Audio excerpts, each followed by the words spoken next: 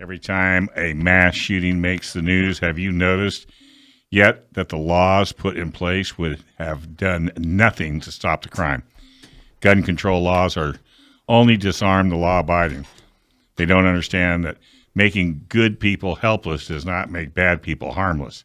And if you believe the good people deserve the best tools to defend themselves and their families, then you should be a member of San Diego County Gun Owners.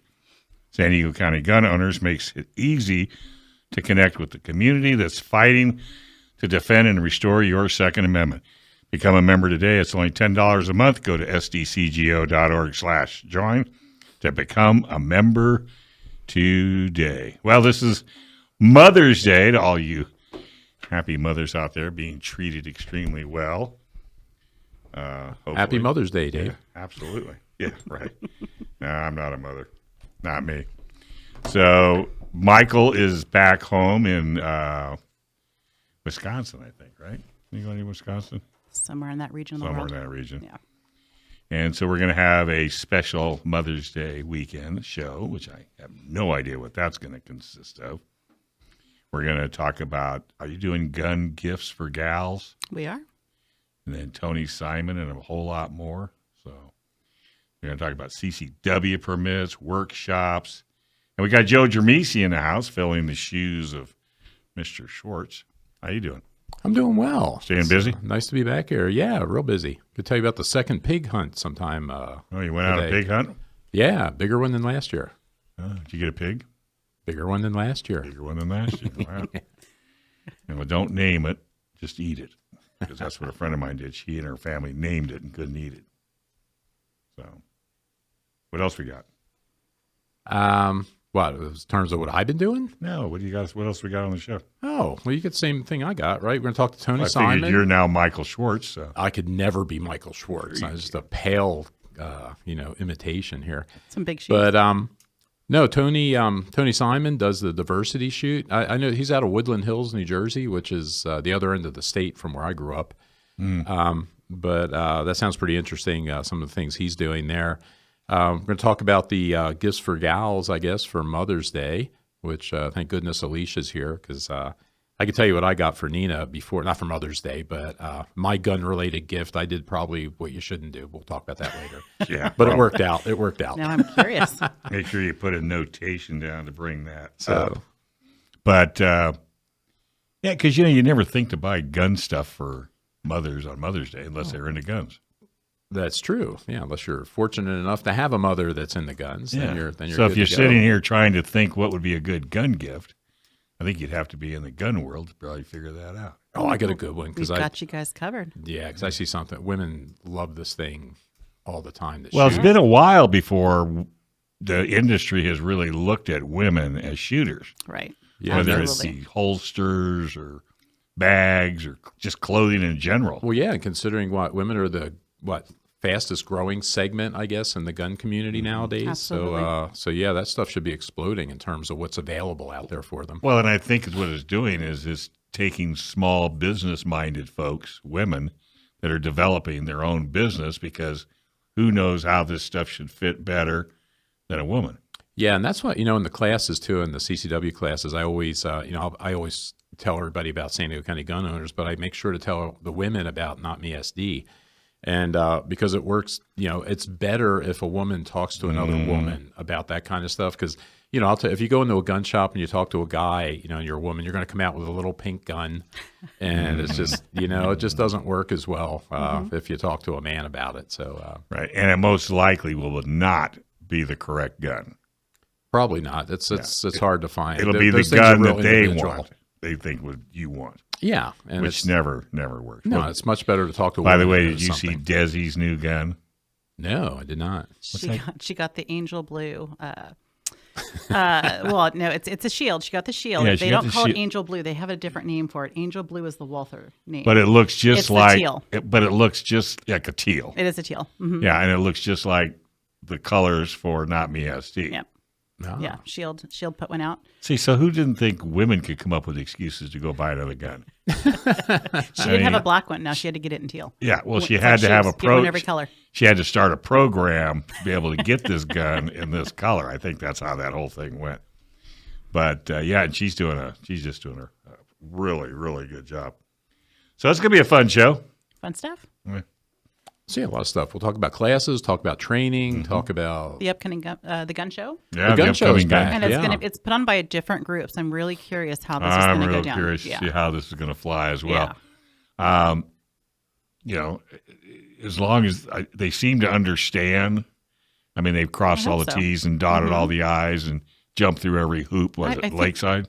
El Cajon. Okay. And I think there's potential for it to be really great. And I think there's a potential for it maybe to be a learning experience. And we're just going to have to see how this goes. Well, one thing you can say, you know, about all of the unfortunate situations out there, the shootings, people are now starting to see that it's not just the gun. You know, after you get pounded in your head as much as you do, people are starting to realize, you know, it is mental health, or, you know, it is the criminal that has the gun, not the good guy shooting.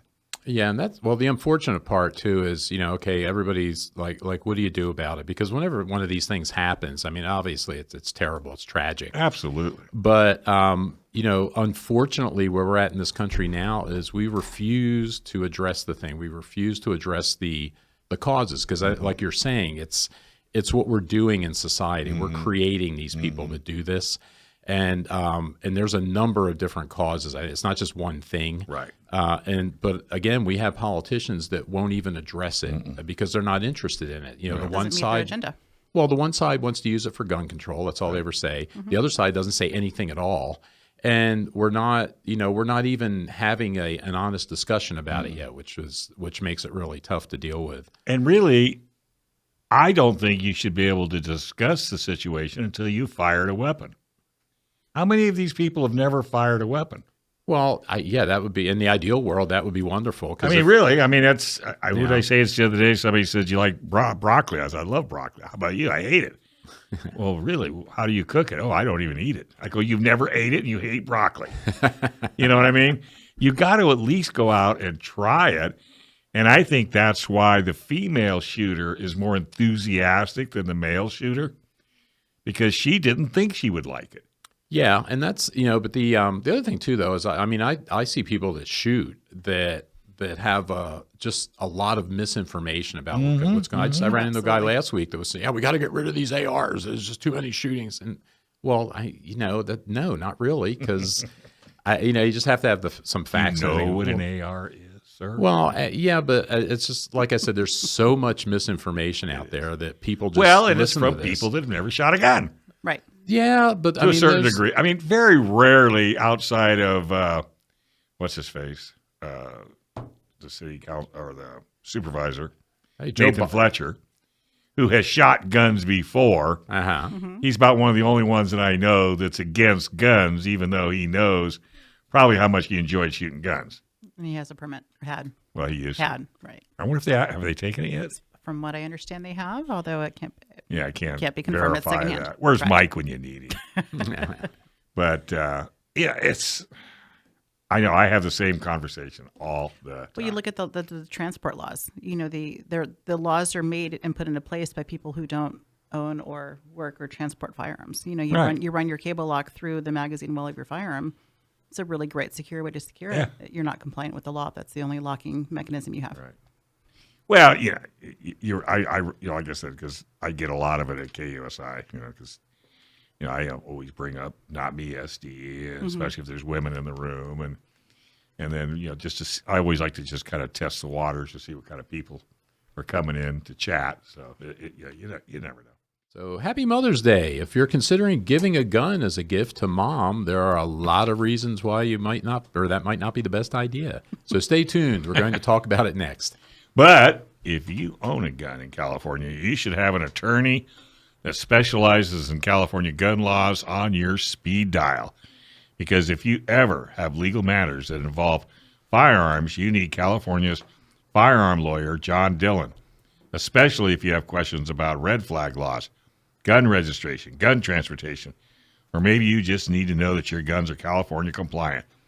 Our trusted firearms attorney is John Dillon. John Dillon specializes in California gun laws. Put his number on your phone right now, 760-642-7150. That's John Dillon, California firearms lawyer, 760-642-7150. All right. I guess you're the gun gift lady. I'll take it. I'll take it. Yeah. Absolutely. So I thought it'd be a little bit of fun to talk a little bit about gifts for the women in your life that are pro Second Amendment. It doesn't have to be just for Mother's Day, but if you happen to have not gotten something, it's not too late to do a little something online. And well, when it's hard to buy for somebody, if it's hard to buy for somebody, this is a perfect segue, especially if you have somebody in the family that shoots. Mm-hmm. And here's the thing too, for people that shoot, sometimes gear and things are going to be particular. They're going to be specific. It's kind of a unique thing, and it's hard to buy something for somebody when you don't know their particular fit or certain aspects of what they need. But I do have some ideas of things that can be kind of more generic and universal for anybody. And I actually kind of put together a list of things that I came up with on my own, but I didn't stop there. I went to a Facebook group that I'm in of women. So it's a concealed carry fanatic group of women, and I put it out there. I put it almost out like a survey, and I thought, what, there's going to be things that they're going to think of outside the box that I'm not going to come up with. So I took a little bit of a survey, and it was kind of interesting, some of the answers that came up. Some of them were ones that I had on my list already, and others were things that I just hadn't even thought of. So it was actually kind of great to get some other insight from some other women. So when it came down to it, the number one thing, and this wasn't a surprise to me at all, the number one thing that was recommended or listed or said that they would love to receive was a gift certificate or paid time for training. Mm-hmm. And when it comes to training, there's a whole huge myriad of types of training. You might be thinking, okay, the woman in my life she's already a proficient good shooter. What training does she need? If you're not aware, there's a whole plethora of types of training. There's everything from the fundamentals and the basics to tactical and defensive shooting. If you have more of an advanced shooter, there's something fun that's called CQB or CQC. It's close quarters combat. It's kind of a, oh gosh, Joe, how would you describe it? It's almost like It's a lot of fun. I did one of those last year. Right. It was great. As far as this goes, like you think of it like when law enforcement goes and they have to go in and they have to clear a house. They have someone in the home. They know that's armed with a firearm, staged and awaiting, something like that. You're entering a space where you know that you have an assailant with a firearm, and it's basically you got to find them before they find you. Is kind of one aspect or one part of the scenario. Now, realistically in life, are you likely going to need that? The chances are never zero, right? Never know. Odds are never zero. However, if you've done it, it creates a sense of you get a growth in confidence in yourself. You get an awareness that you otherwise wouldn't have had, because in these scenarios, many of them run with ammunition, sometimes airsoft, depending on where you go. There's consequences. If you don't get them before they get you, you're going to feel it. And it kind of wakes you up. It creates an alertness in you, and it's eye-opening. Yeah, and all that stuff is good too. There's I can never remember this guy's name. There's a trainer that always says your body cannot go where your mind hasn't been, and just learning that stuff, because like in the class I did, we did that kind of thing too, with the room clearing and stuff. Mm-hmm. But we also did, moving through crowds with a gun. Right. Say if you're in a business, a mall or something, and a shooting starts, you've got people running all over the place. How do you move safely through a crowd like that? If you feel like you have to draw your gun, what's a safe way to move through a crowd with your gun? So we did different techniques for doing that. Fighting your way through something to say get to somebody you have to get to. Right. To make a shot, things like that. We had the instructors we worked with had the old, I remember from football practice from high school, the old, we use them in martial arts too, the old airbags they hold up. Right. And you'd have to shove your way through get through a door, shoot. So they teach a lot of that kind of stuff. And, like you're saying, it just makes you aware. I like as simple as pepper spray class. Mm-hmm. Yeah, I bet absolutely. you if you go out and ask 100 people tonight, how many of you ever use pepper spray? You're going to get a 0. And then I don't know that it'll be 0. Well, I bet out of 100 people, I'll bet you it's not going to be as much as you would think, because most people don't even know where to buy it. And if they did, they don't know how to use it. That's true. I think there's so many, not like a gun.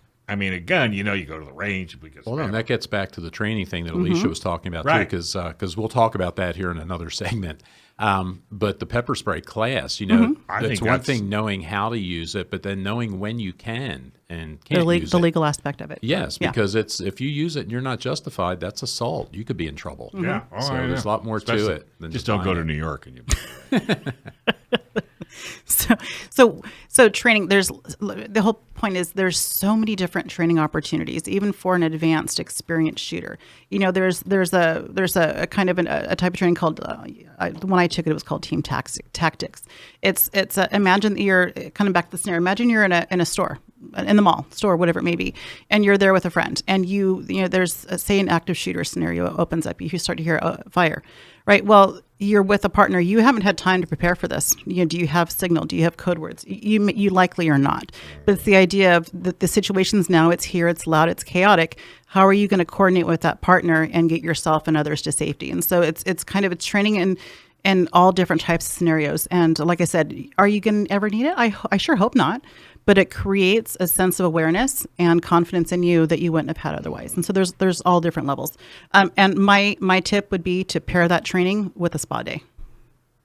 After a heavy training day, how sore you are the next day. Yeah. Absolutely, highly recommended. Should put a package together. Well, yeah. Find There you go. yourself a spa company that's into guns. Hey, you never. Well, and doesn't mean the guys can't get a spa day. Paint your toes. Just get a pedicure. A little pedicure. Yeah. Yeah. There you go. Can't reach your toes anymore. All right. The gift idea, I think, is really a good idea, because you might have somebody in the family that's not into guns, True. for example, and maybe the wife is. If you want to, I think gift cards are probably by far the best, unless you really know if your you really partners. don't know, you can get to your local range and just simply let them spin it how they want. Most ranges offer training to some in some form, and if it's not training that they want, there's always ammo. You can never go wrong with ammo. Do you have gift cards for your training? No, we don't right now, but it's more of a limitation of the software that we use to deal with. Well, I mean, you could put it on the back of your car. Certainly, we could do something like that. Well, we give them away here on the show. I've got a guy in class this week that won. Oh, okay. Won last week here on the show. Absolutely. And what we need to do, we need to get that guy to come or call in and tell us what he thought of the class. and how it Yes, I was thinking about that myself. So. Well, I mean, it's always fun to give away stuff, and then but it's nicer when you were able to talk to that person and they say, "Man, that was amazing. I Get that learned feedback. this." or I Yeah, learned and it's that." like and I'd be up for doing that as a monthly thing here too, because on the one hand it's a business, but on the other hand, the reason I do all this stuff that I do is to get the word out and to get information out to people.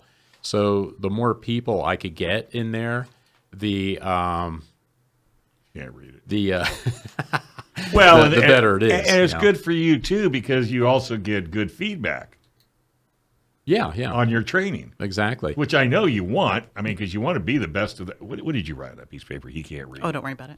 Oh, now you're not going to tell him? It's going to drive him I was crazy. going to take a guess as to who a student was. Oh, No, and I can't remember the name, but you should have known. well, you that. guys were here last. I wasn't here. You guys were here when he won.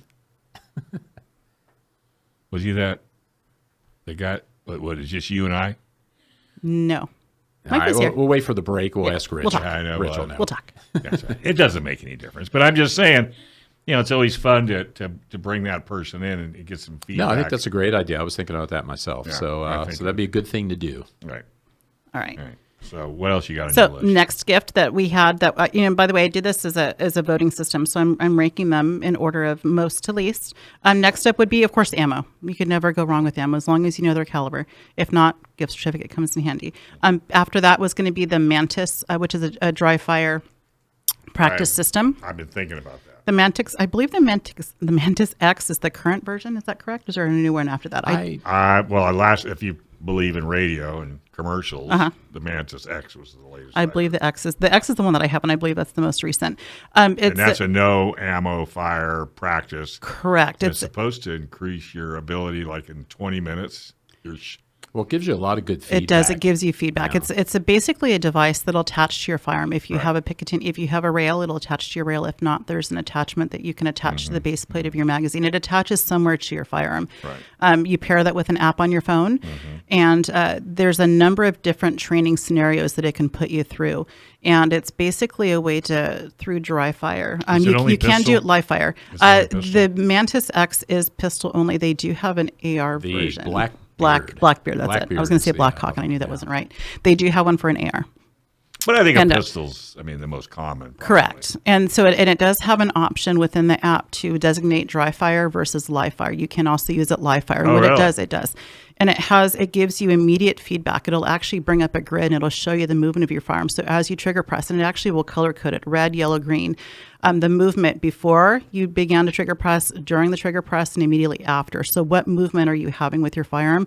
And then it will then basically decipher and tell you what you were doing. Were you slapping the trigger? Wrong. Was it right? Were you breaking the wrist? What are you doing? It's pretty. I found that it's fairly accurate. I'm not sure how you feel about it, Joe, or if you've used it. Yeah, no, it was a couple of years ago, but no, I thought it was really good, especially with the doing the draw strokes and things like that. Because there's a lot of weird, with a handgun. What's hard about a handgun is there's so much movement and so much nuance that goes into it that will throw your shot off, and it's hard to see when you're doing it and you're like, what am I doing? And, what am I doing wrong? With this, it traces it from the holster all the way up to your shot, and it'll show you on the phone. It'll show you'll see the you'll see a graph. It's actually kind of neat to look at. It's really good. What do those run? Not to put you on the spot. It's been a hot minute. I want to say it's around 200. I was going to say it had to be I figured somewhere. I could be off. I'll look it up. Orange County Gun Owners is dedicated to preserving and restoring Orange County self-defense rights. And if you live in Orange County and want to help defend and restore the Second Amendment, you need to join ocgunowners.com/join. Orange County Gun Owners is the Do Something organization to restore and defend the Second Amendment. Volunteer at a shooting social, a gun shop, tabletop, and help more pro-gun local officials get elected. You can become a member today, ocgunowners.com/join. All right, we're going back to gun gifts for the gals. And I have a little bit of clarification for the Mantis. Got some good info. All right. So, and thank you, Mark. Mark was actually messaging in and trying to help me out as I was looking it up. So we have actually the Mantis currently has 3 different versions, which when I purchased mine, there was only one. So there's the Mantis X, there's the X2, the X10, and the X3. So let's just a really quick brief rundown on the difference. The X2 is the base model, it looks like, and that one runs $99, and that's going to be your dry fire practice only, and it is going to be compatible with both handgun and rifle, which I was not aware that it was rifle compatible, so I'm glad we're looking this up. It is going to work on a rifle as well. X3 is going to be, that's your live fire or a dry fire, both handgun and rifle. All right. So if your intention is only to dry fire and to get your practice in that way, the X2 is going to meet your needs at $99. If you want the live fire option, that is going to be the X3, and that runs $169. If you want to go with the top of the line, that's going to be the Mantis X10. That one will run you $250. That one is going to be dry fire, live fire on both handgun and rifle. And it also adds in the some options for shotgun as well as archery. So let me ask a question. I'll be the dummy in the room. I've heard that you should never take a gun and just start pulling the trigger. Dry fire? Yeah, because you'd wear out the firing pin. So it depends on the firearm. For example, if you're talking about a rim fire like a 22, that's correct. You're not going to want to dry fire anything that's going to be a rim fire. A 22 or a 17, something like that. That's correct. In theory, anything that's going to be center fire is technically considered safe. However, I don't know how you feel about it, Joe, but I don't like the idea of doing it often. Well, because the way these companies are marketing this, you should do it every night. You should dry fire, and you can dry fire. You can there's devices you can use. They're called dummy rounds or training rounds. Oh, so if you put that in the gun, correct. Way your firing pin is impacting something. It's not. You can kind of think of it as like a hyperextension. If there's nothing there for it to impact, the thought is that it could hyperextend, right, and make your firing pin. So your best bet is fragile. to get the dummy round. Not a bad idea. Well, that way you don't have to worry about it. There you go. Do it right. All right. What are your thoughts on that, Joe? I think most of the modern guns are okay to dry fire practice with. So that's just kind of like an old tale.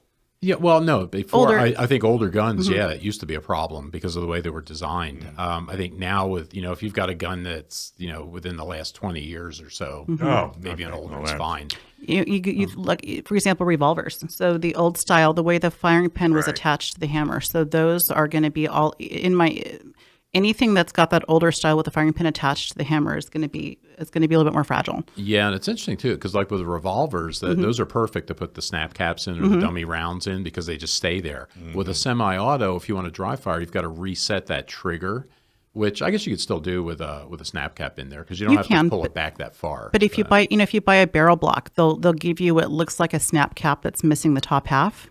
Have you ever seen those? That's the purpose of that. Those will sit inside your magazine, but they won't eject or extract. They also technically never mind, take that back. They're not going to impact your firing pin either. That's going to be a way to cycle with your magazine and to cycle your slide, reset your trigger. Because you know as well as I do with price of ammo, I mean, that device is really a good idea. Yeah, and you can accomplish a lot dry firing too. Absolutely. It's, in terms of grip and trigger pull. And now with everybody with the red dots, one of the big things with the red dot is when you draw coming up in the right spot, or you'll see people searching around. Where's the dot? Where's the dot? And a way to train through that is dry fire with that, practice that kind of stuff. With dry fire, do you get recoil? No. Although they're And you don't get not noise. if it goes well. No. So you don't get noise and you don't get recoil. And I think those are the two factors that will cause a person not to hit the target. Not necessarily, because the recoil is after the fact. Exactly. So if your trigger press sucks, it doesn't. The recoil is you can blame it on the recoil, but no. What it is if you understand, you get to know your trigger, right? You get to know where that slack is, where's that pressure wall. You learn the fundamentals of how to press that trigger without creating excess movement on the gun. That's what you're going to get in dry fire. If you're just slapping that trigger and you're blaming your misses on recoil, you're not helping yourself. There's the fundamentals of the grip and the trigger press that's built in dry fire, and I don't think dry fire gets enough credit. Yeah, I think the thing with the recoil too is it's the anticipation of that bang, and it causes people to flinch and push the gun down, so they'll shoot low. And one of the dry fire things that we'll do, something that Bill showed me actually that he does in class, to try to help people get a handle on the flinch, is he'll take an empty shell case and balance it on the top of the front sight, and then have the person take out the slack of the trigger and then squeeze until it goes off. And if they can do that without knocking that shell case off, that's what they're looking for. Because you'll see people that are flinching or mashing. Yeah, when they pull the trigger back, it knocks the case off. So again, that lets people focus on that trigger pull, because that's a big thing. Because you don't have to move that gun that much with a handgun. Just move it a tiny little bit. It makes a big difference down on the target. Even 5 yards out, it makes a big difference. What you need to do is you need to essentially kind of isolate your trigger finger and separate that from your lower three. If you are pressing that trigger with the entire hand, you're creating excess movement. One thing that I do that I'm kind of mean is I will sneak a snap cap in a magazine. They don't know that it's in there. I'll load the mag. I'll take it when they're not looking, or I'll be, I'll pretend to be helpful and I'm loading your mag for you. I will put a snap cap in there. They're not aware of it. They're going to treat that gun the same. And so it may be that the first 3, 4, 5 rounds are live and they're good to go. And round 6, boom, they're going to hit that snap cap. They're not going to know. They're going to treat that gun the same. If they're going to lurch or they're going to lunge or they're going to jerk it and slap the trigger, they're going to do all those same things. And when it doesn't fire and that recoil is not there to disguise their movement, they see it. They see how they lurch or they lunge and they flinch and they move. And it really reveals, if they don't believe they're doing it, it shows them that what they're doing. So, yeah. Okay, what's next? Right. So next I have Ear Pro. And this one is, so Ear Pro is just going to be your hearing protection. There's lots of different options. There's inside, there's inner ears, there's outer ears. There's electronic. Electronic, in my opinion, are great. I love electronic ears. What's nice about electronic ears is you have the option to turn them off. If sometimes the input, the sound is too overwhelming, you can turn it down. However, I like the option of being able to hear what's going on around me. Those are headphones. They can be. They can be inner ears or they can be outers. What it does is it blocks the decibels, those higher decibels of the rounds being fired, but it lets through the lower decibels, people's voices, discussions. I like being aware of what's going on around me. So Ear Pro is great. They can get kind of pricey, and so some of those nicer ones will pair with your phone. You can still talk. You can take, if you get a phone call in the range, you don't have to leave the range. You can take your call, whatever it may be. So Ear Pro is always a great one. And if they already have Ear Pro they like, you can get them what's called a gel insert. That is going to be the pad that goes between the ears, the outer ears, and their head. If they don't have gel inserts already, gel inserts are wonderful. Yeah, extremely wonderful. Yeah. Ears tend to come with the harder foam. The gel is just so much softer. If they have an issue with their eye protection being shoved into their head, creating headaches and tension, those gel inserts are a little softer, but still give a good seal. So I like the gel inserts on the outer ears. All right, next up I have the Enigma. If you've not heard of it, it's made by Filster. The Enigma is, and we talked a little bit about it before, but the Enigma, we've talked a little bit about it. The Enigma is not a holster. It is a rig belt system that fits to your body. What's nice is it's unique and independent from your clothing. So if you like to wear leggings, you like to wear dresses, you wear things that are not compatible necessarily with a belt or being able to carry appendix or else otherwise around the waist. The Enigma is a belt that fits on you and your clothing goes over. It's not just for women, however, so a lot of men do use it too.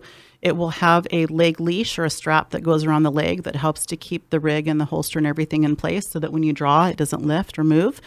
And you attach your holster to the rig system. And it's pretty comfy. They do make a sport belt that's an add-on or an after purchase that you can put on that's a little bit more comfortable around the waist. The one that it comes with can be a little bit rough. The sport one is a little bit more comfortable. I do have an Enigma. I don't use it as enough. I need to start working on that. But it's very handy, especially as women. We don't tend to wear, men tend to wear jeans or pants pretty much, regular. And if not pants, you're wearing shorts. So you have often the option of belts. Women don't always do that. So I like that. Do you have an Enigma, Joe? No, I do not. I should probably pick one up, if for nothing else, to use in my class as a demonstration for demo. a holster. Because there's all sorts of options you have now for holsters. And and the Enigma is one of them. And from what I hear, people that use them like them a lot. So Yeah. I need to spend more time with mine. But they're fantastic. And Filster is who makes them. Again, they do not come with a holster, so you need to provide your own. As long as the screw points line up, it'll fit. Next up on the list was just simply range time. Just range time. Whether it be that you're babysitting, watching the kids, you give them the money to go, just let them go and just let them have that free time. And then again, why not throw in that spa pack, a spa day after the fact, right? Yeah, I'm surprised.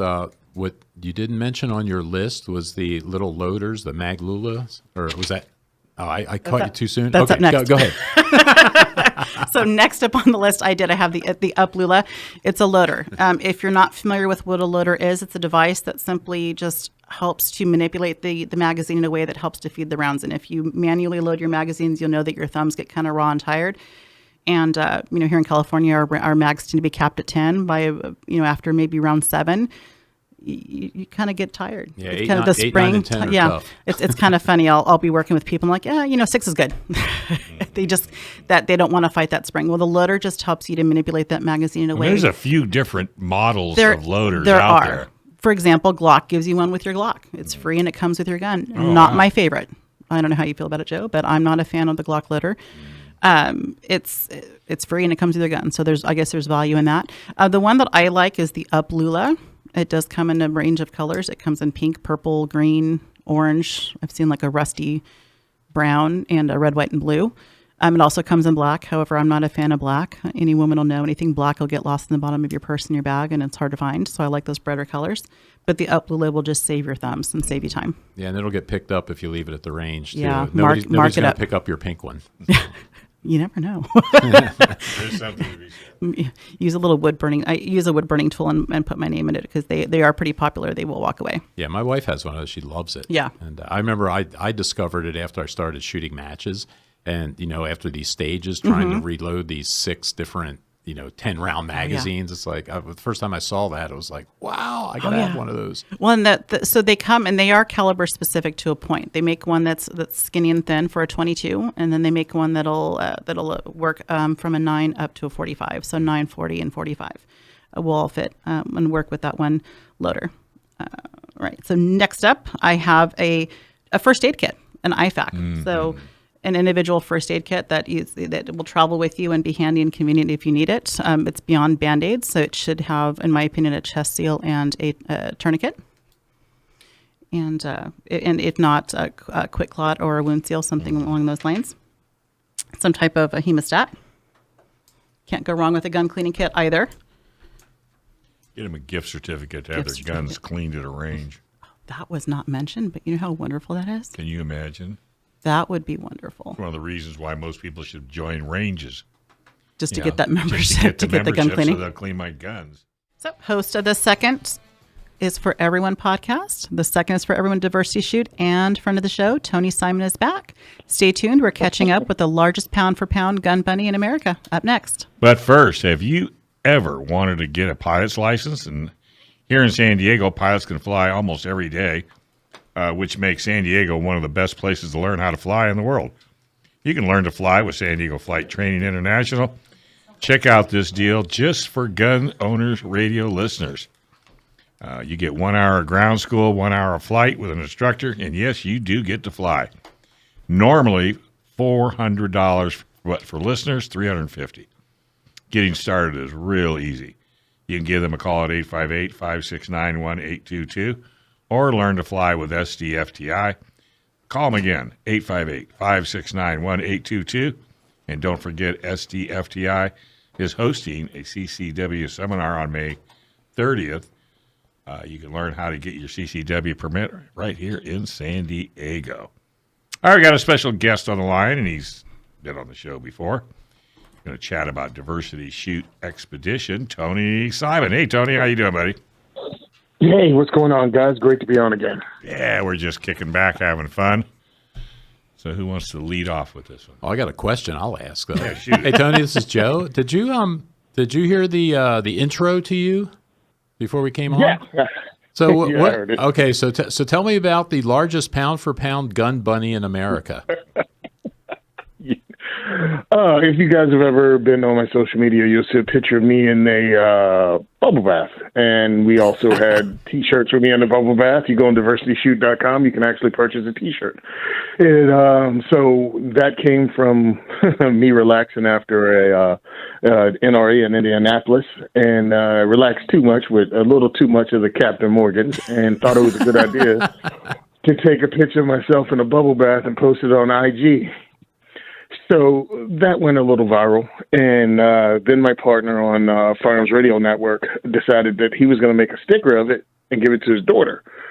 Well, he had to make 25 minimum order, so we had 24 stickers of me, and Erin Paulette contacted me. Erin is from Operation Blazing Sword and Pink Pistols. She runs those two organizations. She said, "Hey, can I make a T-shirt with that picture on it?" So if you visit diversityshoot.com, that T-shirt is for sale, and the funds are split between our two organizations. And that's when I just decided I was going to embrace the gun bunny thing. I mean, come on. Yeah, why not? Come on. Oh, yeah, that's right. I'm selling merch of me in a bubble bath. You can't deny that's the most gun bunny thing you can do. That's great. I thought, didn't somebody interview President Obama from a bubble bath, if I remember right? That wasn't you, was it? No, I was busy that day. Oh, okay. Washing my hair. So anyway, so what have you been up to? Oh, dude, I've been up to, getting sponsors. Diversity Shoot started out in 2015. We did it every other month at Gun for Hire Range. We grew, and in 2020, when they shut everything down, somehow we got bigger. We got invited to Pennsylvania. I'm in New Jersey, by the way, if people don't know. We got invited to open up and start doing events in Pennsylvania at the Heritage Guild, so we were doing that monthly. The state opened back up. We picked up a couple of more ranges, and now we're hosting these events every 2 weeks. So we've grown with COVID, gotten really busy, and this year I planned on doing a Midwest leg of the tour, because in 2021 I was already in Omaha with a Nebraska Firearms Owners Association. I hosted 3 events out there, and I was hoping to do the same thing in Oklahoma, Kansas, and Lincoln, Nebraska this year. And pretty much it came down to the wire, and it's just the funds aren't there to pay for, flights and everything needed. So we had to cancel it. But what I'm doing right now is getting set up to become a 501c3. So we can get funding through the industry, and they can actually have it be tax deductible. Even when people donate, they can, write it off on their taxes. So I think that'll make it a lot easier. Right. And I'll just push a tour back either to the end of this year, or we plan it again for the same time, but next year. So that's what I want to do, because I think it's necessary. Gun ownership has exploded. Mm-hmm. It has gone across every demographic. And I think a lot of those people purchased a firearm, and now they kind of have it at home because they got it because of an emergency or a perceived emergency, but they're like, where's a range? I'm kind of afraid to go to a range by myself because I don't know anybody. I made this purchase on my own without consulting people. So they don't have a circle of gun friends. So my whole thing with the diversity shoot is, one, to help create that circle. Two, for new people out there, introduce them to firearms community, gun shops, everything that we take for granted. A lot of people don't know, and I'd like to help introduce those people to this and also get them into advocacy at the same time. Because if you're being truthful, most gun owners purchased the firearm and had it for years, maybe even decades, before they got involved in advocacy. And truthfully, we don't have that time anymore. We need to get new gun owners to become advocates immediately, and to start fighting for that right, especially in other political parties. So if you're a Democrat and you're a firearms owner, but you're not an advocate, let's change that. Let's get you pushing for that right in your party. Because we, as voters, can take gun control off the menu by affecting our own political party. If you're a diehard Republican, no Democrat's going to listen to you when you write them a letter talking about, I'll never vote for you, because you've never voted for one. But when a lifelong Democrat writes and says, listen, I'm not going to vote for you in the primary. I'm going to vote for the person that's more 2A friendly in my party. And you just won't get elected in the primary, and thereby they won't be able to run. And that's what we're going to have to do. It's going to take all of us to actually make gun control political poison. And I think we can do it. But we have to educate others and not shut them out and not gatekeep. So that's what I'm trying to do with this. Just grow the community organically through grassroots movement and funding from regular people, really. Because I don't think as gun owners, we can afford to have a pro-gun Bloomberg. Because once someone starts cutting multi-million-dollar checks, they want you to dance to their tune. And I don't think we need that. I think we need to be funded by us, regular people. And that way, at least I'm answerable to you, you know what I mean? Or even your local 2A organizations. Hey, come to the local meetings. You'll meet who's representing you, and you'll see they don't have $50,000 suits. And that's the thing. We have to take part of this. The time for remote control activism is over. We're going to have to actually be a part of the solution. Yeah, that's a great philosophy. Yeah, that's what really needs to get out there. That's great information. Tony, can you walk through what the just for listeners that aren't familiar with it, just exactly what you do with the diversity shoot and what that looks like? Oh, sure. So we put word out, and it's taken a while to build up, but it's like, whoever you are, bring a friend. You're that guy at work, and you talk about guns every now and again, and you get annoyed by some of the guys around the water cooler. Take me to the range, take me to the range, take me to the... All right, bring them to my event. So we welcome all these people. If you have a relative that wants to go to the range or even thinking about it, bring them to the range. So we started it off. I introduced myself, our mission, what we're trying to do. I'll give a little history on gun control itself, why it's ineffective, how we're being played to make it seem like firearms are the problem.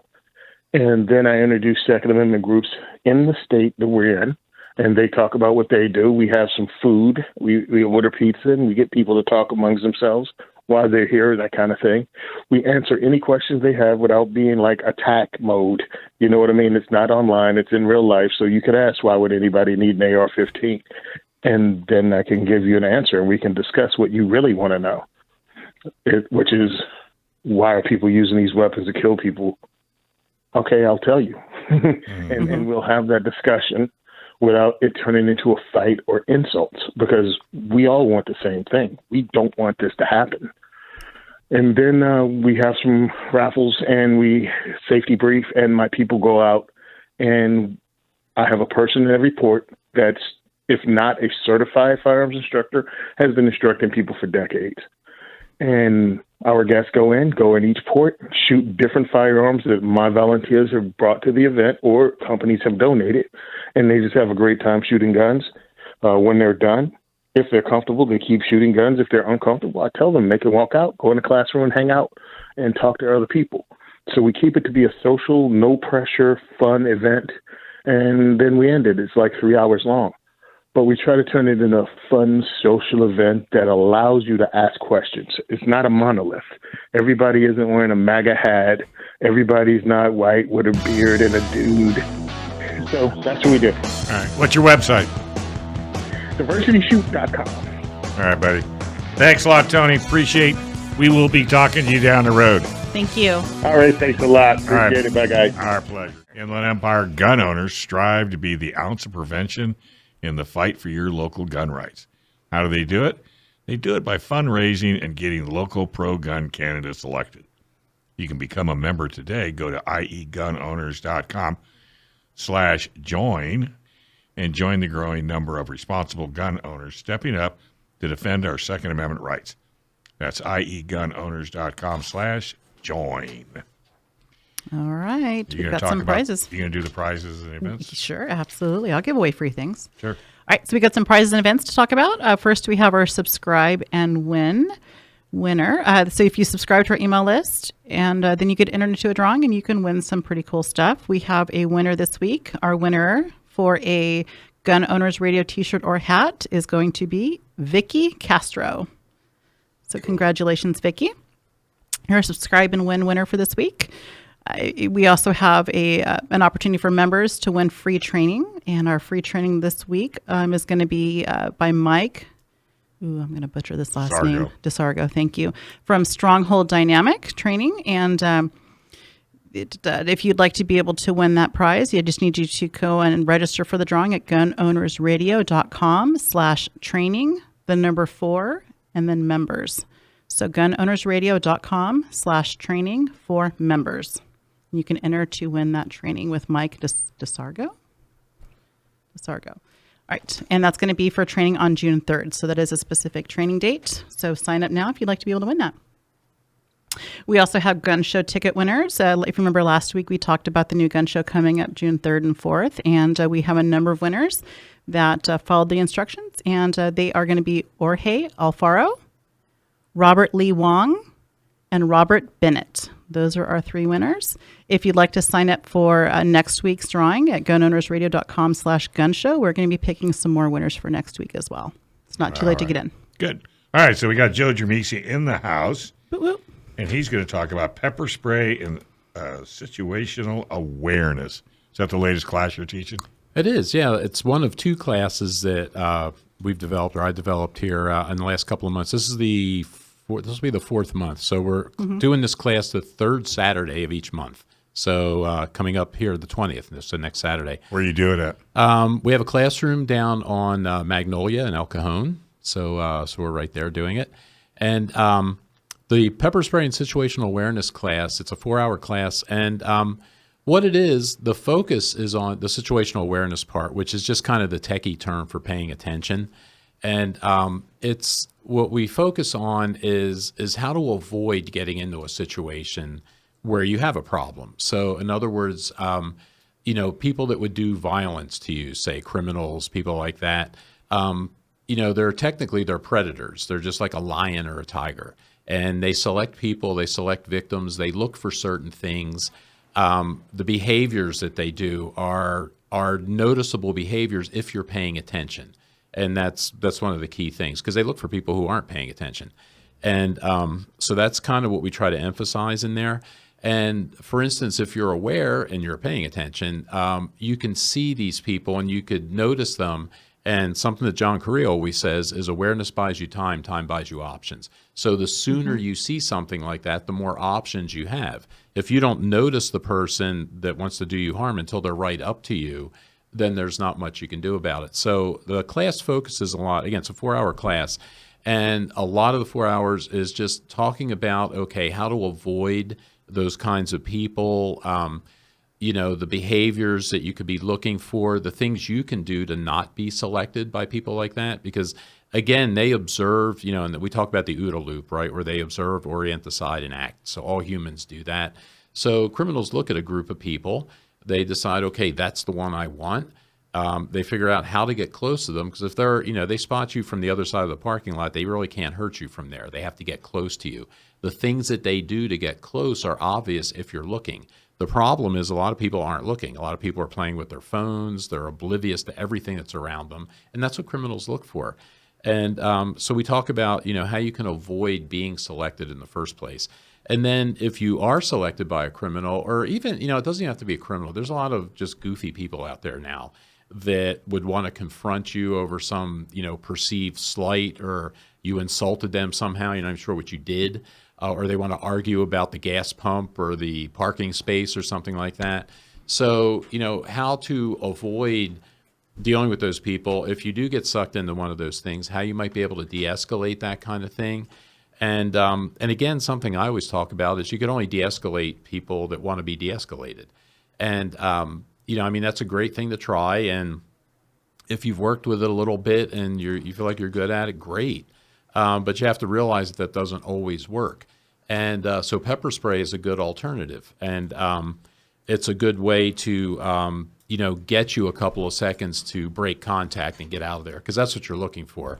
And even people that have, people like we were talking earlier where Alisha trains in Krav Maga and stuff like that, even people that have those kinds of skills, something that Bill always point out, do you really want to wrestle around with the homeless guy that's threatening you and yelling at you? So again, the pepper spray gives you kind of an option. So what we do in the class is we teach, when you can use the pepper spray, when are you justified?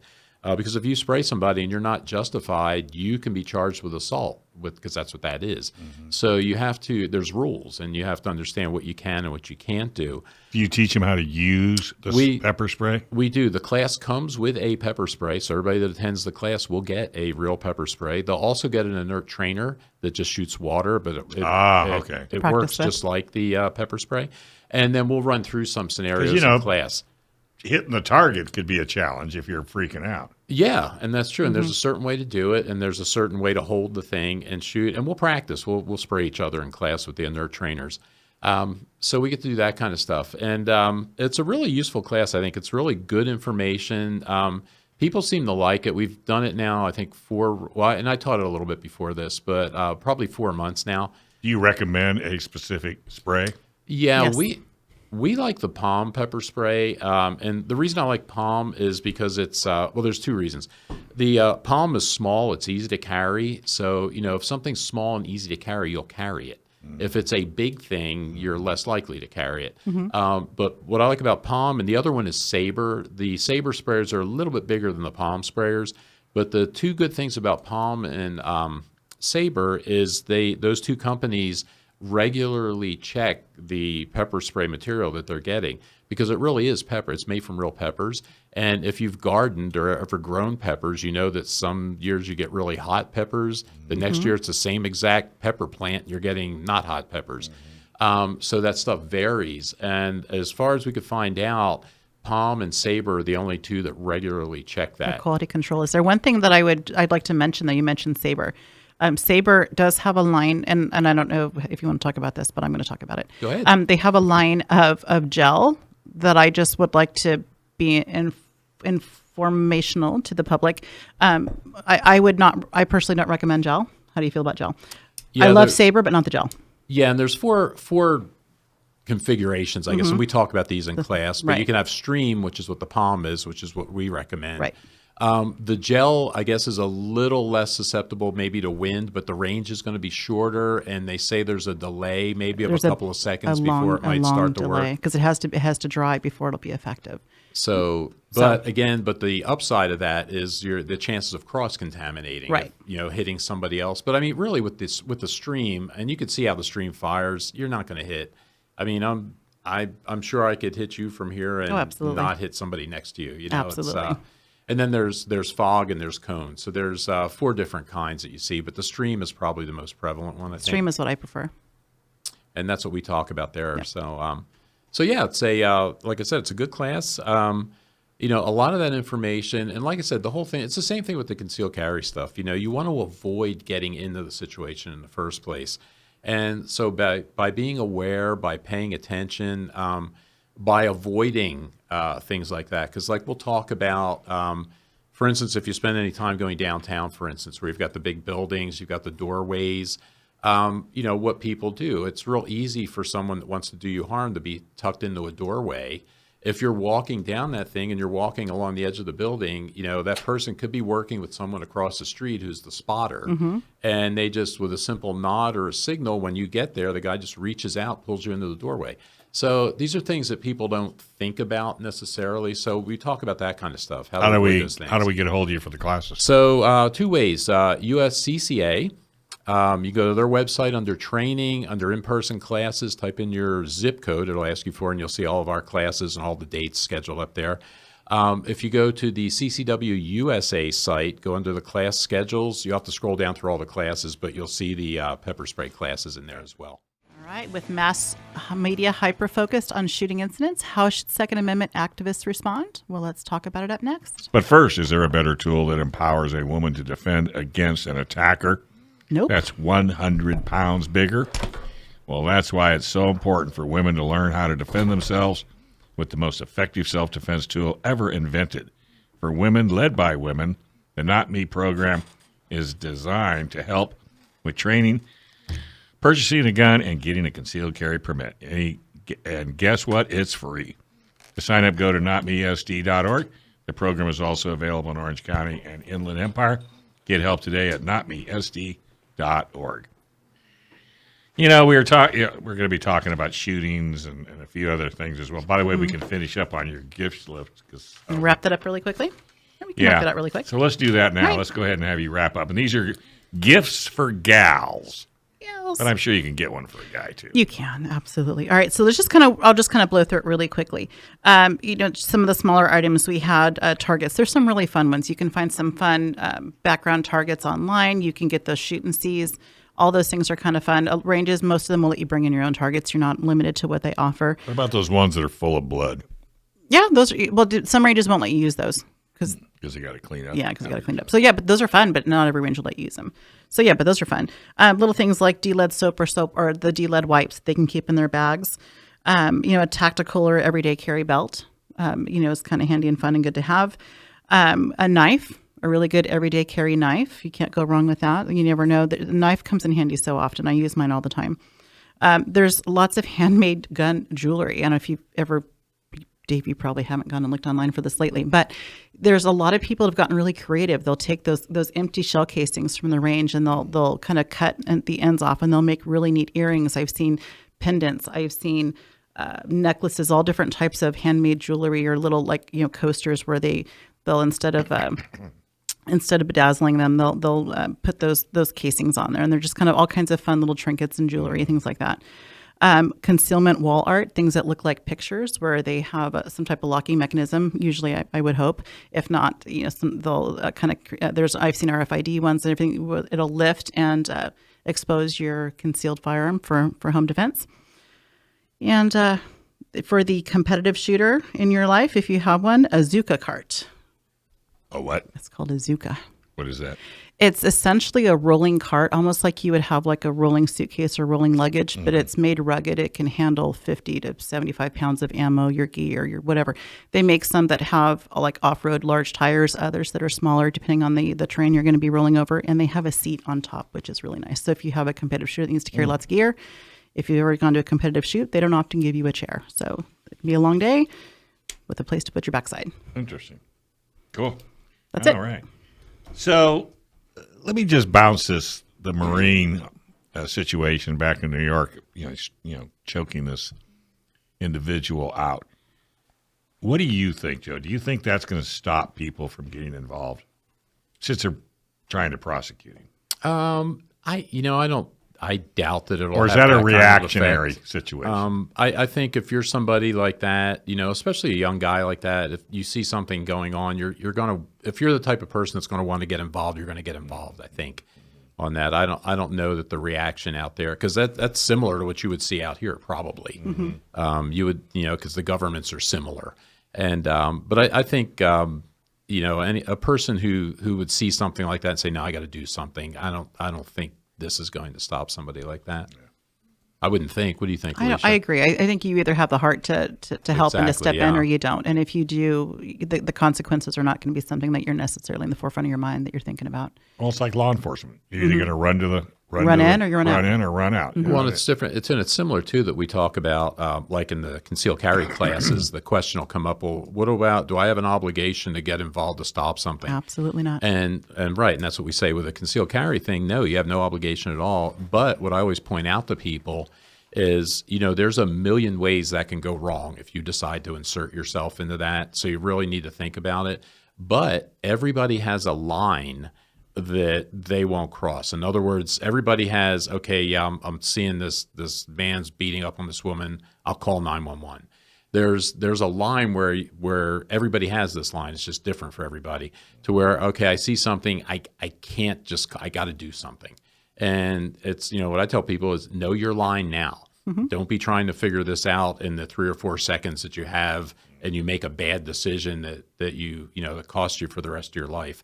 So you have to think about that. But, getting involved in a third party type thing, but you have to look at the situation too with that kind of stuff, right? And you're often not going to know the backstory. You're not going to know how it got to where it's at. That's right. You don't know the two people that are involved. You don't know what you're seeing. So getting involved in a third party thing is a really big deal. And we usually say don't do it. But if you have a guy that's like on the subway and he is just whacked, yeah, and he is just bouncing off the walls. I mean, you don't know if he's got a knife. You don't know if he's got a gun. You don't know what he's got.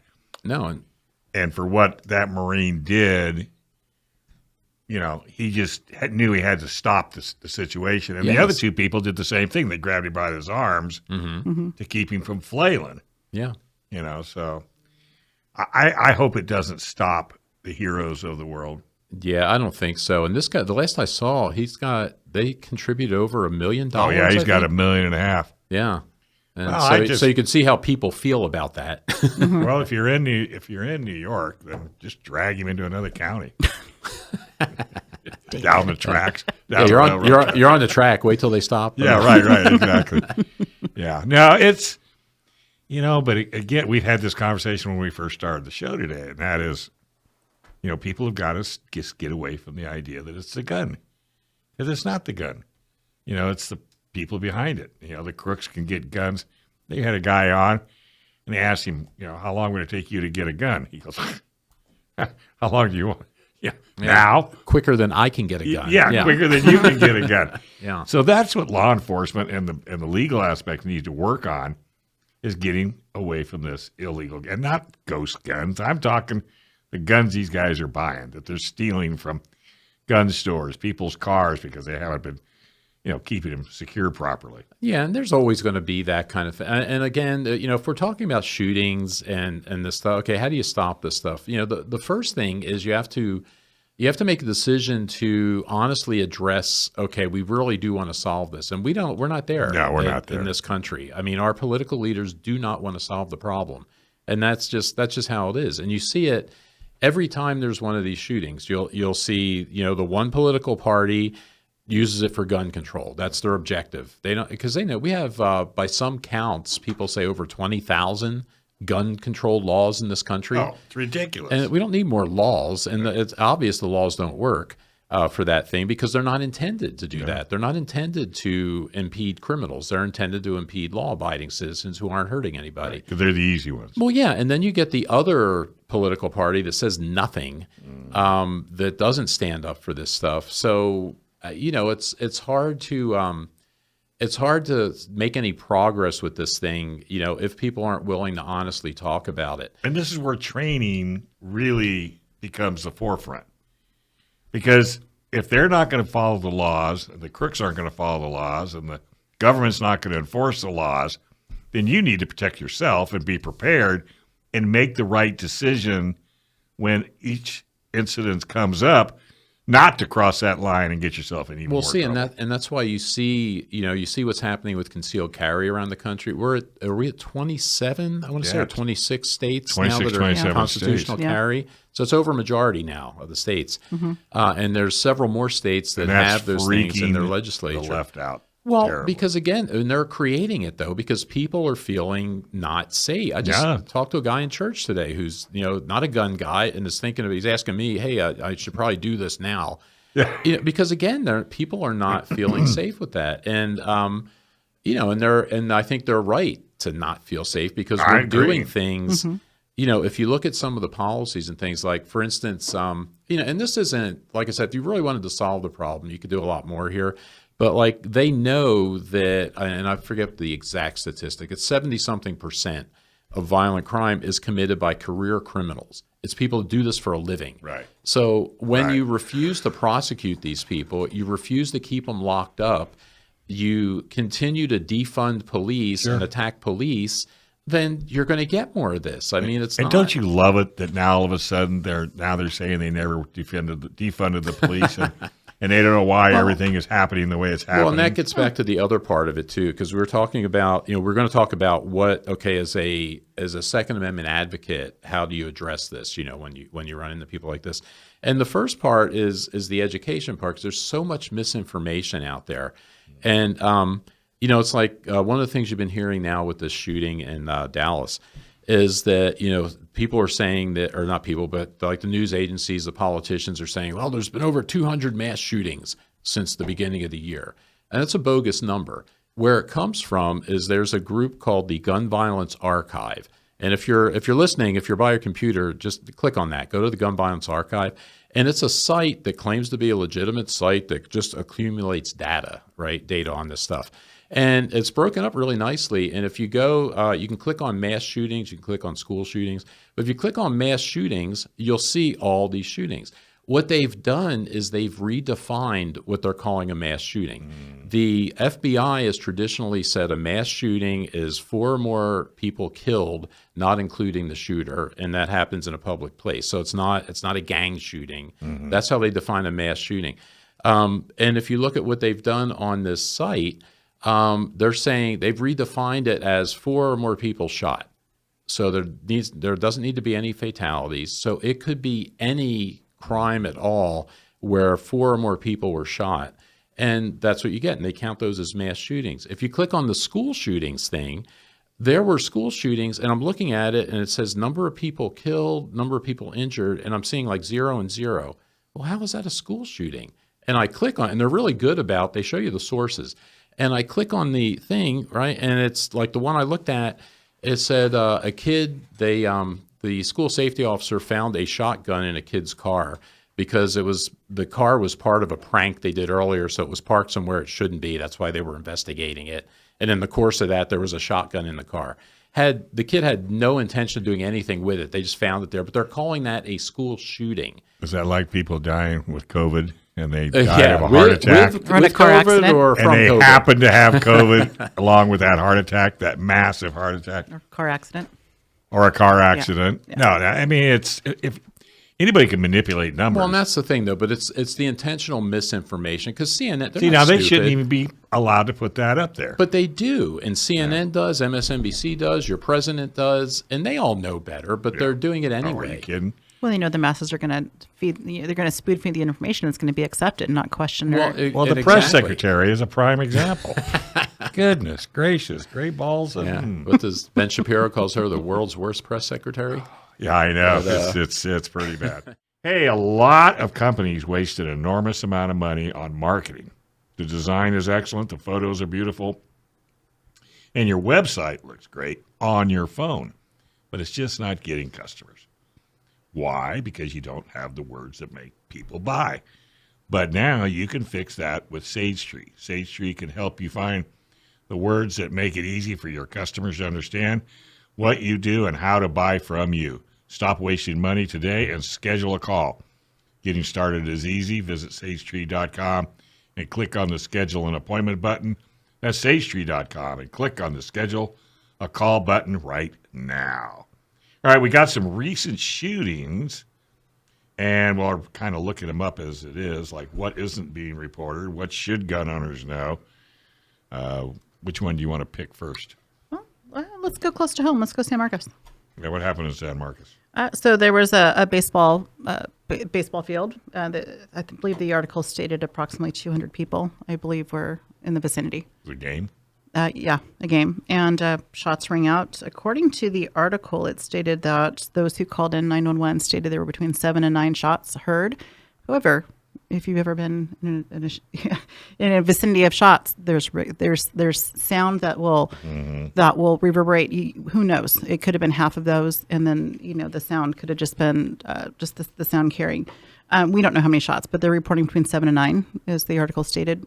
As far as I know, the shooter's not been found. It's unknown where the shots came from, but the people scattered. The one thing I was thinking as I was reading the article is these were little kids. How many of us with kids have talks with them about what to do if a situation comes up? The people scatter. My kids, I've had talks with my kids, if there's situations that come up, being a concealed carry person, if mom's gun ever comes out, they're supposed to leave me. They're supposed to go as far as they can go to get away from me, because if the gun comes out, there's trouble nearby. But, have talks with our families, talks with our kids. If something like this were to happen, what actions can we take to protect ourselves? I'm sure many of these kids, I believe the article stated they were first and second graders. They were young and they were little. Being that young, there's not much they can do. But they can get away.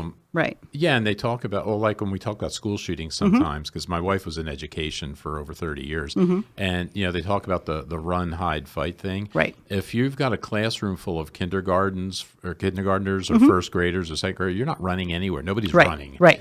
And, it's the same kind of thing on that ball field. I think, they said there were, first and second graders or something out there? They were little. So like a T-ball game or something like that. But, fortunately, nobody was injured, and I don't even know if anybody saw a shooter. They just claimed they heard gunshots, and I think someone said, or I think the article said that there was you could see a shot hit the dirt or something. Right. But I mean, who knows? People get panicked like that. Right. But that kind of stuff goes on, and we're talking about the the Texas shooting, and there was a good. There was a good Megyn Kelly clip on there. It's about 10 minutes long. She was ranting about this. And I don't follow Megyn Kelly, but I do follow Masad Ayub, and he was the one that, in his little weekly blog thing, he threw it on there. And, I don't know if the emotion was real, because, Kelly's she's a performer, right? She's a TV person. But the points were perfect, because, she was saying that she's just sick to death of hearing about these shootings and what are we going to do, and the same suggestions as the stuff we were talking about earlier. More gun control, which they know doesn't work, doesn't do anything at all. Background and we do that. Yeah, and it's all the stuff that doesn't matter. And she was saying that it's time that we get serious about this stuff and try to address the issues. So I was having this discussion with my wife a little bit earlier, I think yesterday, about this, and whatever I think it's obvious now. If you care to look, it's obvious now that, okay, yes, we're having more of these things, but we're creating people that do this now, because the guns were always there. I mean, there's more guns now, but there's more people now. But I mean, people always had guns, and if you talk to people like that are my age and your age. We grew up with, in my high school, people brought guns to school because, it was a rural area. They were hunting before school a lot of times during the hunting season. They're hunting on the way home. Or show and tell. Well, no, I just read, there was a story, actually, there was a story, I think it was in one of the NRA magazines. It was a woman who's from out here somewhere in California. But she grew up shooting on her high school and middle school shooting teams. Right. And she says she remembers riding to school on her bicycle with the rifle tied to the handlebars. And nobody thought anything of it. You used to be able to put a gun rack in the back window of your truck. Well, and that was my point, is the guns were always there. Nobody was shooting people back then. And it's the problems, and like I said, it's not a black and white thing. It's not, it's this one thing, we fix this and that'll all go away. It's a number of things that we're doing in our society, I think, that are generating the kinds of people that do this stuff. And because like I said, I always talk about when we were kids and we were hunting. If I went to my Uncle Vince's house, because he had like 7 kids, they all hunted. My Aunt Elsie hunted with them. If you open the closet door in the hallway, there was a stack of shotguns sitting in there. And nobody would have ever thought to go in, let's go grab a shotgun and go do something with it. I just didn't think that way. And it's, I think it's a function of what we're doing in our society. Because someone else pointed out too in the Allen, Texas thing and the mall, they were saying, gee, with all the people armed in Texas, how come somebody didn't, stop that sooner? And one of the arguments was, well, it was a gun-free zone for one. So if you're a legal, law-abiding citizen, you won't weren't take your carrying gun there. in. And they were fortunate. There was an off-duty, I think, cop in there. That's what stopped that. But it's that one of the first things I think if you wanted to, if you really wanted to address this and really wanted to do something that's cheap and easy that would have an effect like immediately, is get rid of these gun-free zones. Get rid of the gun-free school zones. Get rid of the gun-free zones everywhere, and give people the opportunity to defend themselves. Because as much of a supporter of law enforcement as I am, it's like they just can't be there. It's physically not possible for police to be everywhere to defend you all the time. And we have to go after the mental health issue. How many shootings do the parents say, yeah, he wasn't on his meds, he was this or he was that? Well, don't let that perpetuate. If the kid gets off of it, then you've got to call somebody, and they got to come and take him. If they have to put him in a hospital for a week or two. Yeah, and see what I'm saying? And that's the harder part. That's why I'm saying there's no easy solution No, to this nothing's easy when you get about to that. But the gun-free zone is an easy thing. You can do that tomorrow, and that would make a difference. It would not stop these shootings, but it would reduce the number of people killed and injured in these shootings. Who was the one that went by one school that they knew was armed? Armed, correct. And went on to the next. It was recent. It was recent. Yeah, it was the guy. It was the trans person that they won't let us read their manifesto. Correct. He knew there was armed protection. He passed that one and went to the next one. Yeah, but yet you talk to a politician about that, and they don't want to hear about it. It was the gun's fault. Yeah. Well, I like when we opened the segment they opened the show from the 4:00 hour. I liked there was a line in an ad that you read, and I'm just going to repeat it again because I think it hit me, and I think it's important. It's that making good people helpless does not make the bad people harmless. That's that the whole idea of the gun-free zones, what does that do? That takes away the ability for good law-abiding people to protect themselves. Right. And the bad people aren't going to listen to the gun-free. They're not going to abide by those signs or the zones. No. They're going to go in anyway. And then what do you have? You have sitting sheep that are unable to defend themselves. Yeah, and if you read about those, I read a book a little while ago called Blindsided by Jeffrey Moffat. And what he does is he talks about a bunch of different mass shootings. And one of the sections he talks about workplace shootings. And he goes through like 4 or 5 of them. And he talks to people that have survived those things. And when you read it, it's like heartbreaking because I spent like 23 years working out there in industry and offices and stuff. And in fact, the last place I worked, they actually had a shooting a couple of years before I got there. But people would point out, yeah, it was in this office and that office. But when you're reading about these people cowering under desks and hiding while the shooter's walking around just shooting people, and they're helpless, they can't do anything. And in most of those cases, just one person being armed in that office could have stopped it. Because these aren't, for the most part, these aren't highly trained people that are doing this. They're average people with a gun that are just shooting helpless, defenseless people. And again, getting away from this gun-free zone idea would have an immediate impact, if they really wanted to do something to fix this. But for some reason, I don't think they do. No, they don't. Obviously, they don't. They want to take our guns away. That they do, yeah. And they think it's politicized. That'll fix the problem. But I think down deep inside, they'll know. Oh, they're sure that won't fix the problem. They're using it to address something. The bad guys aren't going to go and surrender their guns? No, they're going to be afraid and go give their guns away. Well, we tried taking alcohol away once, and that didn't work. How well that worked. We've been trying to take drugs away, and that's not working. So it does make you wonder, I tell you. But like I said, if you just got to keep fighting the fight. But it's not helping them because more and more people are getting guns. that the population of gun owners is not decreasing; it's increasing. Yeah, well, it gets back to education, though, and it gets back to talking to people, and when you talk to not the far left, the zealots, you can't do anything about, but there's a lot of people that just don't know because they've been misinformed for so long, or they're afraid. So, well, when you get the opportunity to talk to someone like that, it's like asking, well, why do you feel that way? Why do you say that? And try to find out, because if you take that approach with the questioning, you'll get to eventually it's like, well, yeah, I'm saying that, but I don't know why I'm saying that. I don't, because they'll say, well, there's been 200 mass shootings. And you point out, well, no, there really hasn't. And if you could, explain, this is why that is. And it's like, and I think reasonable people will respond to that. Again, the zealots you're not going to get anywhere with that. Just don't waste your time with that. Right. But there's a lot of people that just don't know, and they would respond if they knew a little bit more. Right.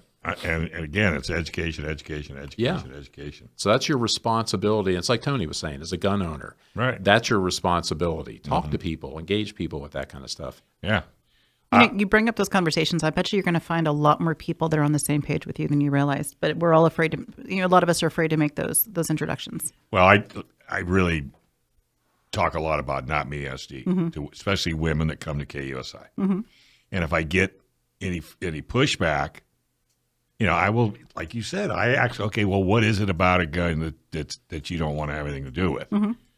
Yeah, and I think they give you that deer in the headlight look. Well, yeah, because the questioning part is if you just state, if you're just going to yell back at them, then you won't get anywhere with that. But if you ask them, well, why do you say that? What makes you say that, or what makes you feel that way? Yeah. And try to find out, because chances are they don't know. Then when you tell them about not me SD, and you say, look, get a couple of your girlfriends together and go take this class and see what you think.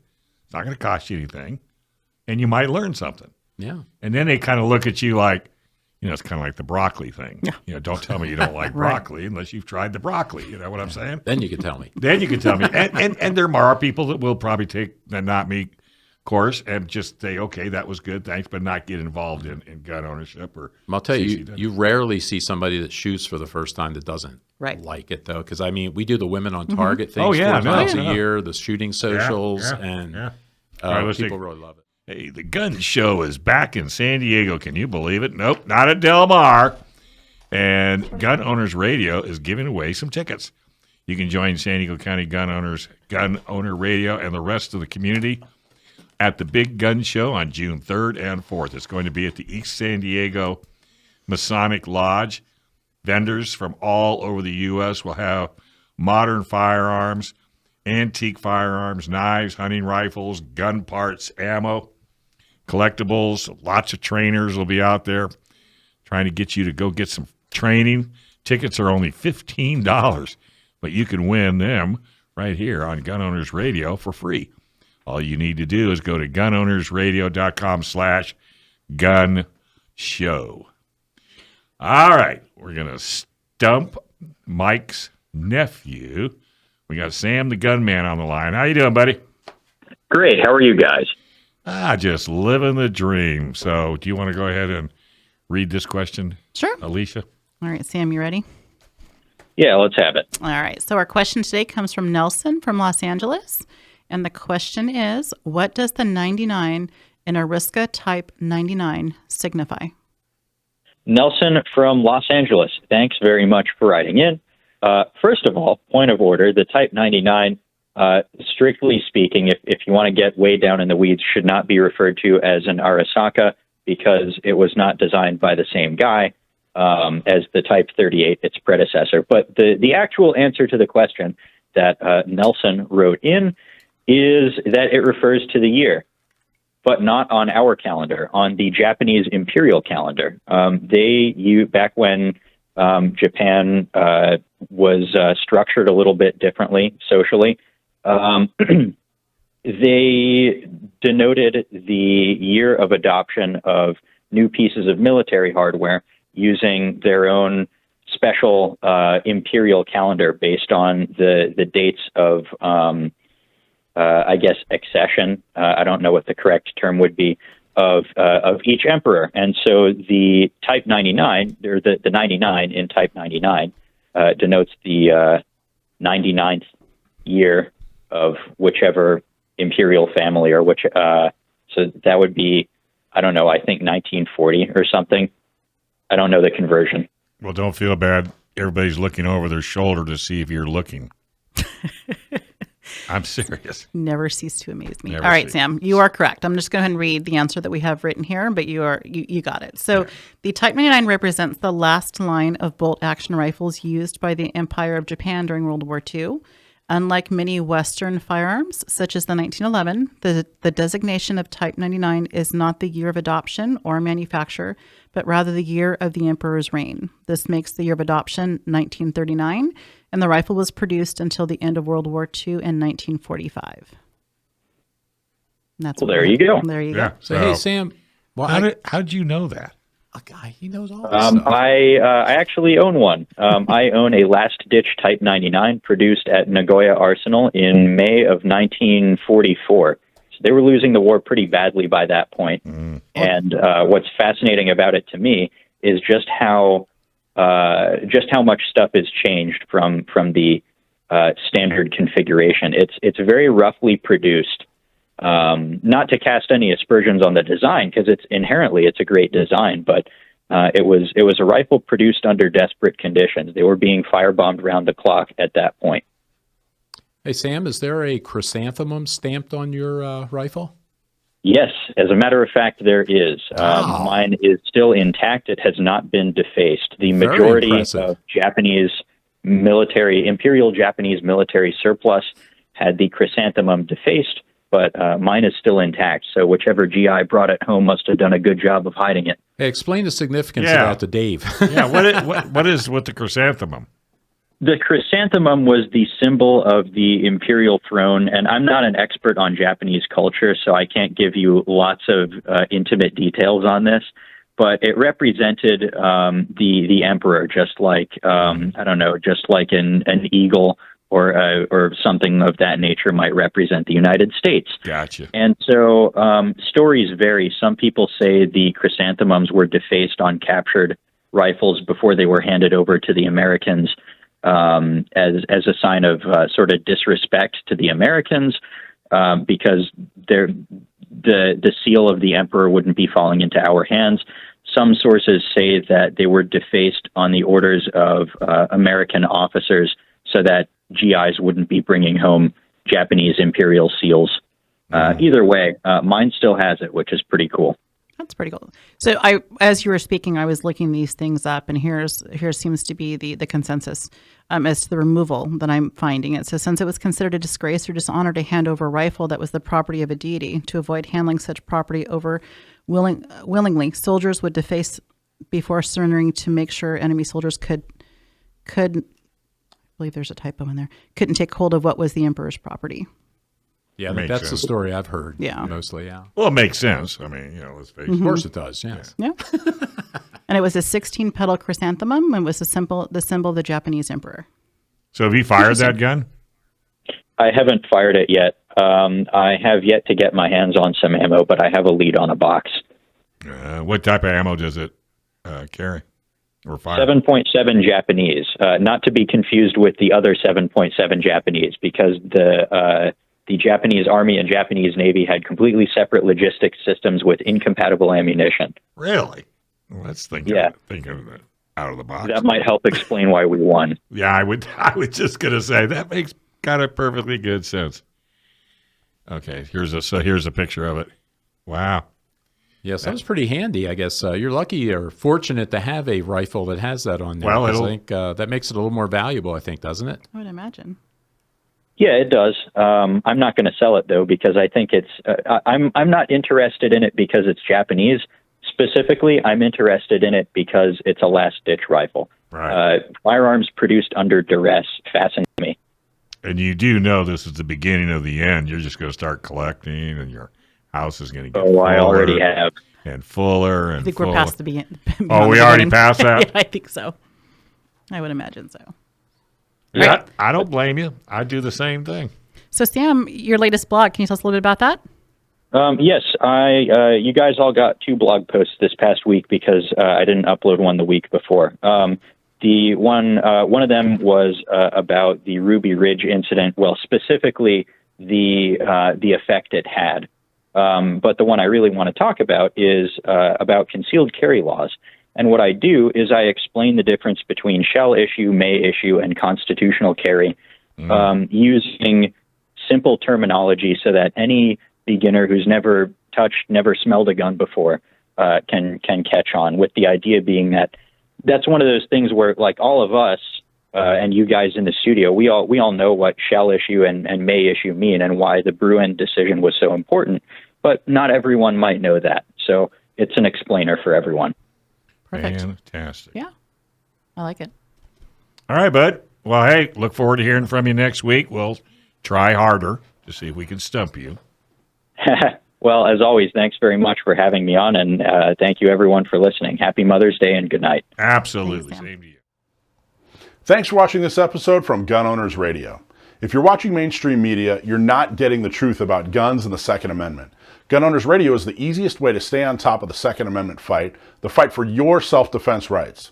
You can watch our live stream on YouTube every Sunday from 4 to 6 p.m. California time, or if you're in San Diego, AM 1170, FM 96.1, The Answer. We're also available on your favorite podcast platform. Just do a search for Gun Owners Radio and you'll find our show. Don't forget to support our sponsors. Click on the links in the show notes and support the businesses that support your Second Amendment rights.